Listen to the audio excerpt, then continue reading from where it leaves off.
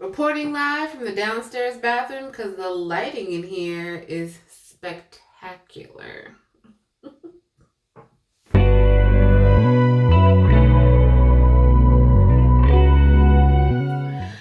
Hi everyone, I'm Ashley and welcome back to my channel. If you're new here, welcome. I hope you stick around. If you're returning, thanks for coming back. Shout out to all the new subscribers. If you have not subscribed yet, there's still time. You're more than welcome to go ahead and hit the button down below and stay a while. Anywho, we're just gonna jump right into it. I am here because I am going to talk about my home buying process. My last video was my empty house tour. Thank you so much for everybody who watched. Thanks for all the thumbs up. Thanks for all the comments. If I haven't responded to it, I'm going to respond to it. I'm going to try my very best to respond to as many as possible. But I told you to thumbs up that video if you wanted me to talk about my home buying process, and that's what we're here to do. I posted on my Instagram a little box if anybody had any questions. A couple people did, so I'm gonna touch on those first, and then I'm just gonna kind of run through my home buying process. I'm gonna make this video. I'm gonna try to make this video as quick as possible. This is my third time, you guys. Third time's a charm, okay? I want to be as thorough, but it's still like quick. You don't want to be sitting here all day. All right, so let's get into it. So the first question was, how did you go about finding or picking your realtor? I am actually a little different. I knew my realtor personally before I asked her to be my realtor. So it took a lot of the guesswork out of it. But if I didn't know her, I would have asked a friend of mine who her realtor was, because she recently bought a house. Well, she bought a house within the last couple of years. So I would have reached out to somebody who I knew purchased a home fairly recently. And if that didn't work out, then I would have headed to the Googles to see who in my area was available. So yeah, there's that. Did you get a home loan or was it straight out of pocket? First of all, I'm poor, so I did get a home loan. My lender was Nations Lending. I'd rate them a 6 out of 10 because I'll give them a 7 because they did what they were supposed to do. But toward the end, they just were not as communicative as I would have liked. And it really got on my nerves. So, yeah, I did have a home loan. I did get a home loan, went through a lender, and that's how I was able to purchase my home. What percentage of the total cost were closing fees? Now, percentages are not my thing. That's a lot of math. Anybody got time? But I can say I came out of pocket at about $1,300. I'm sorry, not $1,300. That's way too low. $13,000. I really came out about $12,700. So of that $12,700, I think $7,700 or $7,500, and I mean thousand when I say this. $7,500 was my down payment, and the rest was closing cost. So I opted to pay my own closing costs just so I can be in better standing for this home because I really wanted it. But I guess there are things that you can do where you don't. I guess you can negotiate to not pay your closing costs. It's totally a thing. It just depends on your realtor and the situation. So if you don't have to pay your closing costs, don't pay them. So I guess the answer is about $5,000, $5,500 is what I paid in closing costs. So, do your math, go back, all that. Things I learned. I'm not sure how true this is, but you know, my lender did seem to be pretty knowledgeable. So, that, you know, lenders use Experian when looking at your credit score, because I guess it's the middle one, and it's the most or I want to say constant, but I don't know if that's the word I want to use. Anywho, that's the one, that's the credit score they look at when determining if you are going to um, qualify for the loan. Child, it's late. Bear with me, okay? And then also I didn't know that down payment assistance affects how much I said bear with me, how much you're approved for. I opted out of down payment assistance because I wanted to be able to get what I wanted. You know, I didn't want any limitations, you know. Take the limits off. No, yeah, you know. So I wanted all of what I could have gotten. So I opted out of down payment assistance. Also, when I was finally in contract, like the lender was asking me for all these letters, like about my credit score, like why was this not in good standing? And it's just like, sis, I wanted to go to brunch, so I didn't pay my bills. What do you mean? That's why that's in poor standing. All right.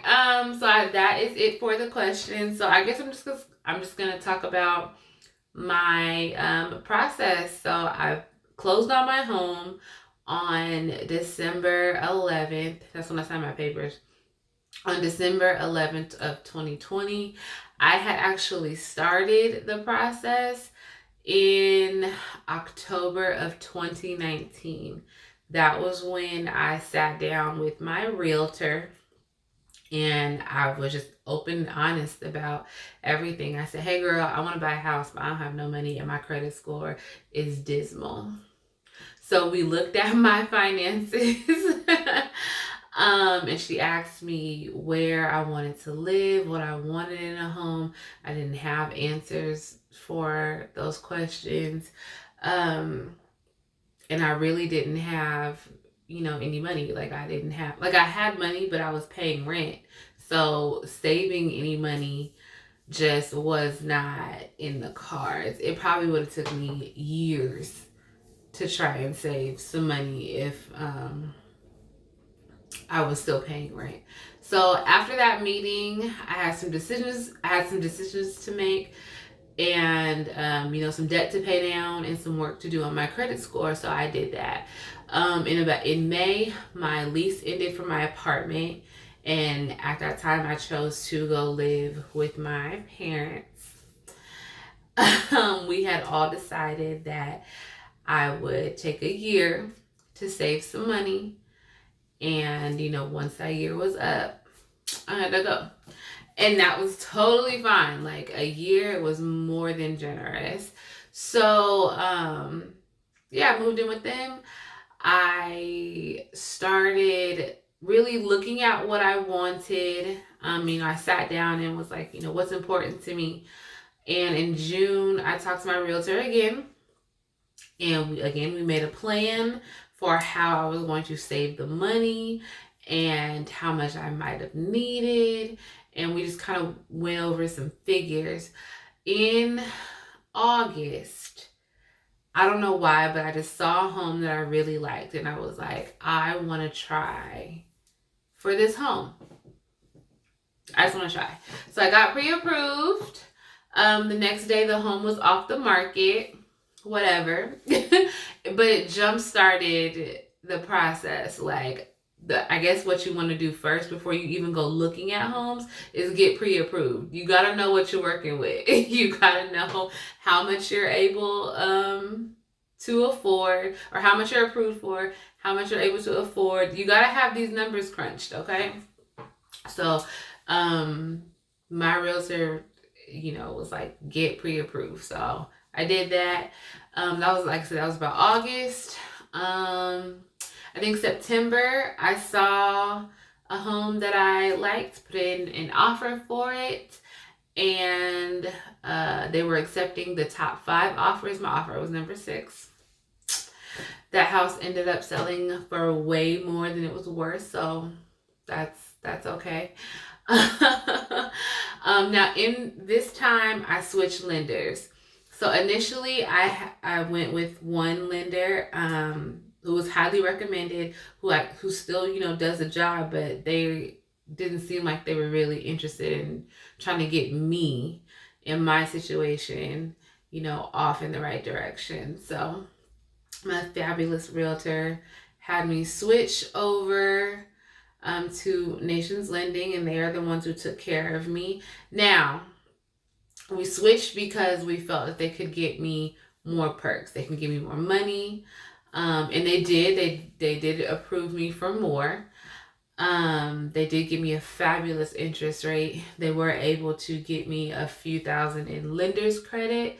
So that was super awesome and super, super helpful toward the end of the money, that I had to come out of pocket for. So, sorry. I'm not re-recording this video again. So, they did do their job as far as that was concerned. On October 26th, I went out and looked at houses. This was one of them.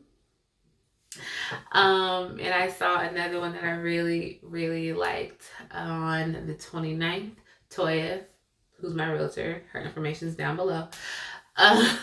She called me. She said your offer was accepted. And I was just like, all right, let's go.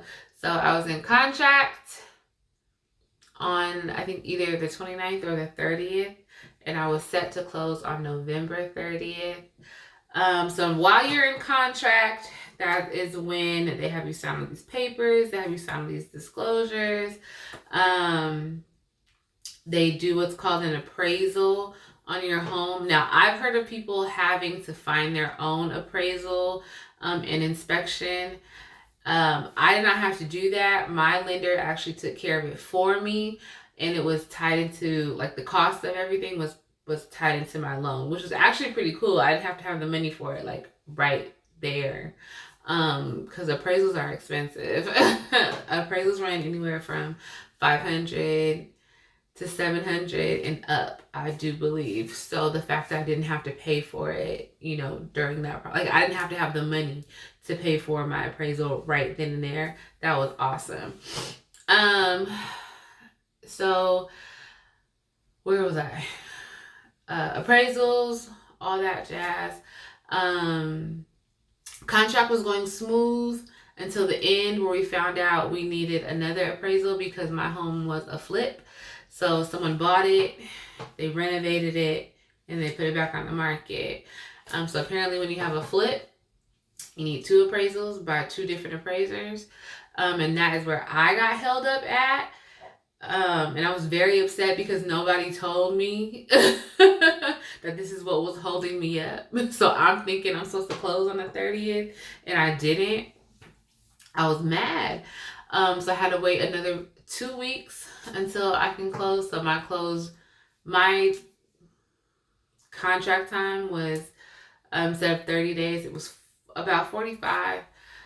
No big deal. It actually turned out to be a blessing in disguise because I used all of my dollars for this home.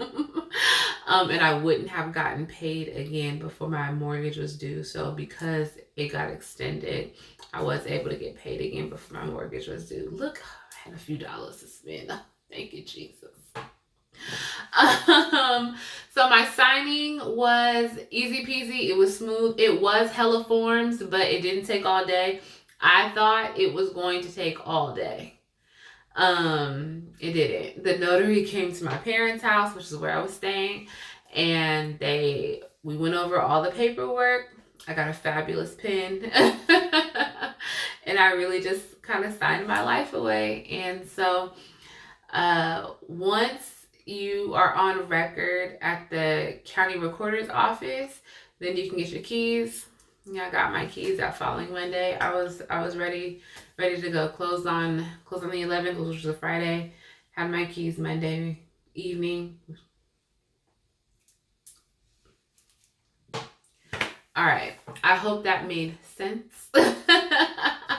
So, I'm just kind of gonna give a few tidbits, not necessarily steps, and it's not in any type of order, but just some things I think you should keep in mind if you are looking to purchase a home. Let me get my notes. Child. One of these days, I'm gonna be prepared. All right. So, one, it's never too soon to talk to a realtor. Find a realtor you like. Ask around. Ask people you know who have bought homes fairly recently if they still have their realtor's information, or if they can refer you to somebody, if they're not taking on clients. It's never too soon. Like I said, I started in October of 2019 and closed on my home at the end of 2020. So as soon as you know that this is something that you want to do, talk to somebody, have them guide you, have them look at your finances, have them look at, just where you are in life. And make sure you find somebody that you trust that's not just about their commission. Make sure that you are talking to somebody who has your best interests in mind. I'm a believer, and my realtor just happened to be a believer too. So we were praying together to get me into a house that was for me. So talk to somebody as soon as possible. 2, get your money together. You're going to need some money. Now, how much? I do not know.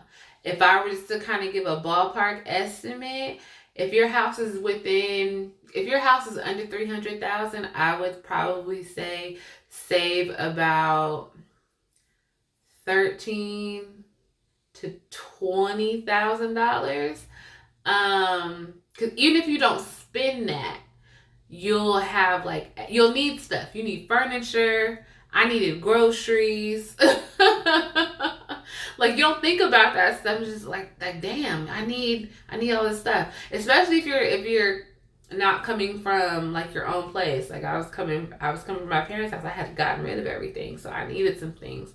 I needed pots. I needed kitchen stuff. I needed a whole bunch of stuff. So save some money. Definitely have your money together. It never hurts to save more. So, like I said, shoot for the stars, land amongst the clouds. Ain't that what the kids be saying? I don't know what they be saying.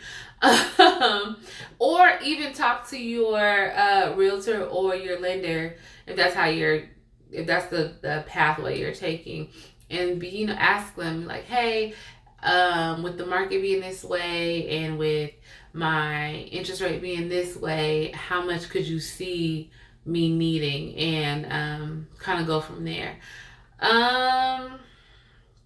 3, know what you want. Like I said, I sat down and I created a list of things that were important to me. No particular order, just things that I knew I wanted in a home. Especially, area and, neighborhood included. If you asked me, I would have been in Elk Grove, which is a very nice city just outside of Sacramento. But it's expensive to live there. So I had to branch out. I had to find somewhere I can afford. But, while that was missed on my list was of 20 bullet points, and my home has 16 of them. So 80% is not bad. But have an idea of what you want, where you want to live, how you want to live, and go from there. 4, ask questions.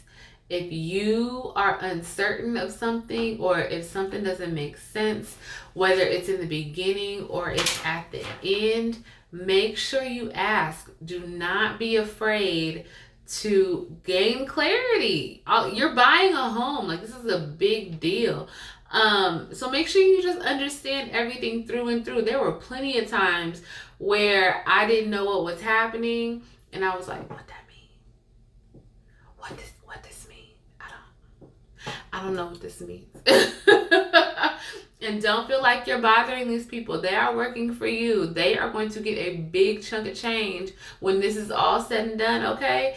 Ask questions. Ask them. Damn it.